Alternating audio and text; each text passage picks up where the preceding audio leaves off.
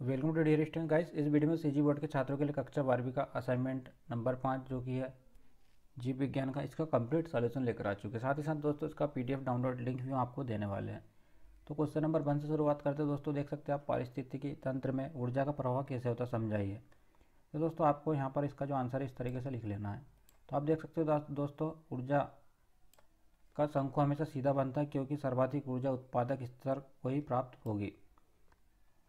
पौधों में प्राप्त होने वाली सौर ऊर्जा का लगभग 1% भाग प्रकाश संश्लेषण के द्वारा खाद्यान्न पदार्थों की रासायनिक ऊर्जा में परिवर्तित होता है। पौधों को खाने वाले प्राथमिक उपभोक्ता में खाए हुए भोजन का लगभग 10% ही जैव भार में बदलता है, अर्थात सौर ऊर्जा का 0.1% जो अगले स्तर के उपभोक्ताओं को उपलब्ध हो पाता है। अर्थात ऊर्जा परिवर्तन की दक्षता लगभग 10% होती है। इसका कारण यह है कि ऊर्जा की बड़ी मात्रा में ऊष्मा के रूप में बदल जाती है। ऊष्मा की कुछ मात्रा जैविक क्रियाओं को चलाने में काम आती है, तो कुछ जीव के शरीर से बाहर निकल जाती है। इस प्रकार अगले स्तर के उपभोक्ता के लिए ऊर्जा की बहुत ही कम मात्रा उपलब्ध हो पाती है, अर्थात लगभग सभी। तो दोस्तों यहाँ पर इसका जो दूसरा क्वेश्चन है, नाइट्रोजन चक्र का रैखिक चित्र बनाकर हमें समझाना है।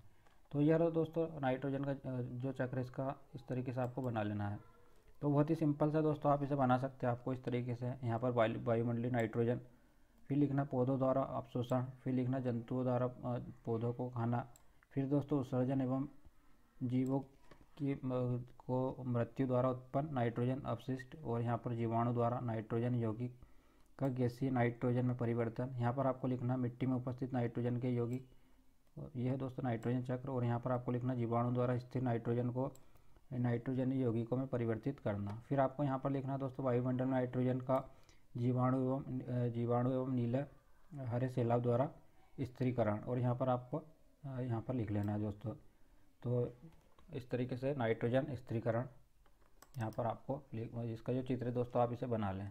तो आगे आपको लिखना है दोस्तों, इसमें नाइट्रोजन वायुमंडल में प्रचुर मात्रा में है और डीएनए जैसे प्रोटीन और न्यूक्लिक एसिड के निर्माण खंड के रूप में भी सभी जैविक जीवन के लिए महत्वपूर्ण घटक है। फिर आगे लिखना है दोस्तों आपको नाइट्रोजन, यहाँ पर लिखना है एक्सीमिलेशन, और यहाँ पर लिख रहा है अमोनिफिकेशन। तो दोस्तों आपकी इसको सिंपल सी जो डेफिनेशन है इन्हें लिख लेना है। तो आप यहाँ से लिखना शुरू करेंगे। नाइट्रोजन के लिए इतना लिखेंगे जो कि काफ़ी आसान है दोस्तों, आपको इसे लिख लेना है और इसके लिए आपको इतना लिखना होगा। उम्मीद करते हैं दोस्तों आपने इसका स्क्रीनशॉट ले लिया होगा। आगे हम देखते हैं। आपको यहाँ पर दोस्तों लिखना है डिनाइट्रिफिकेशन। आपको इतना और लिखना है दोस्तों, इसमें इतनी आपको लिख लेना है। आगे देखते हैं दोस्तों, यहाँ पर अगला जो क्वेश्चन है, अनुक्रमण से क्या समझते हैं, अनुक्रमण के विभिन्न प्रकारों तथा उनके विभिन्न चरणों को समझाइए। तो दोस्तों अनुक्रमण या संक्रमण, तो इसके लिए क्या होता है दोस्तों, यहाँ पर आप देख सकते हो किसी विशेष प्रदेश में समय के एक निश्चित कालांक में विभिन्न समुदाय के नियमित अनुक्रम को पारिस्थितिकी अनुक्रम कहते हैं। दूसरे शब्दों में किसी क्षेत्र विशेष में निश्चित कालांतर में पाए जाने वाले विभिन्न समुदाय के सुव्यवस्थित अनुक्रम को पारिस्थितिकी अनुक्रम कहते हैं। जंतु समुदाय के अनुक्रम को प्राणी जातीय अनुक्रम तथा पादप समुदाय के अनुक्रम को पादपीय अनुक्रम कहते हैं। इसके प्रकार देख लीजिए दोस्तों यहाँ पर। तो बेसिकली इसके दो प्रकार होते हैं दोस्तों। तो यहाँ पर प्राथमिक अनुक्रम जो कि निर्जन क्षेत्र पर प्रारंभ होता है, उसे प्राथमिक अनुक्रम कहते हैं। उदाहरण नवगिरी चट्टान या मिट्टी का टीला। दूसरा दोस्तों द्वितीय अनुक्रमण। तो यहाँ पर जब समुदाय का विकास किसी ऐसे क्षेत्र में होता है जहाँ से पूर्व स्थित समुदाय निष्कासित कर दिया जाता हो और जीवन के अनुकूल सभी आवश्यक परिस्थितियाँ उपलब्ध हो, तो ऐसे अनुक्रम को द्वितीय अनुक्रम कहते हैं। तो दोस्तों आपको इसकी डेफिनेशन लिख लेना है। फिर दोस्तों यहाँ पर हम देख सकते हैं उपयुक्त दो प्रकार के अनुक्रम के अलावा अनुक्रम को निम्न दो और प्रकारों में भी बांटा जाता है। तो यहाँ पर स्वघोषी अनुक्रम, और इसमें आप इसके दो प्रकार देख सकते हैं दोस्तों, मरुक्रमक और जलरंभी। इस तरीके से आप देख सकते हो। आगे देखते हैं दोस्तों खाद्य श्रृंखला एवं खाद्य जाल में कोई अंतर लिखना 3। तो सिंपल से दोस्तों यहाँ पर आपको अंतर लिख लेना। आप यहाँ पर देख सकते हो खाद्य श्रृंखला जीवों का वह श्रृंखला जिसमें एक समुदाय के एक जीव से दूसरे जीव में खाद्य ऊर्जा का स्थानांतरण होता है।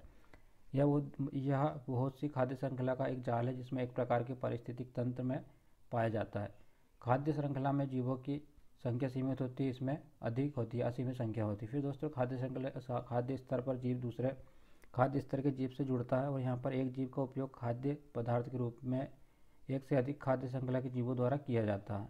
इसमें उत्पादक विभिन्न श्रेणी के उपभोक्ता तथा अवघटक सम्मिलित होते हैं। इसमें विभिन्न जीव समुदाय और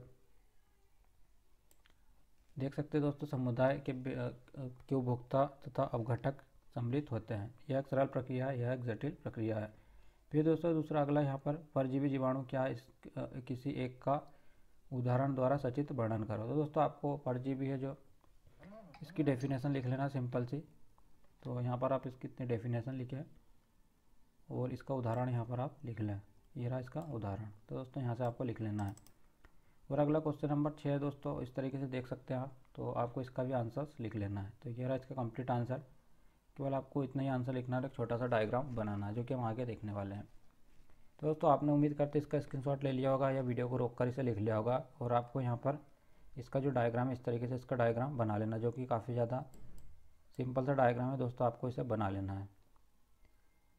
तो इस वीडियो में इतना ही दोस्तों। उम्मीद करते हैं आपको वीडियो पसंद आया होगा। Thanks for watching.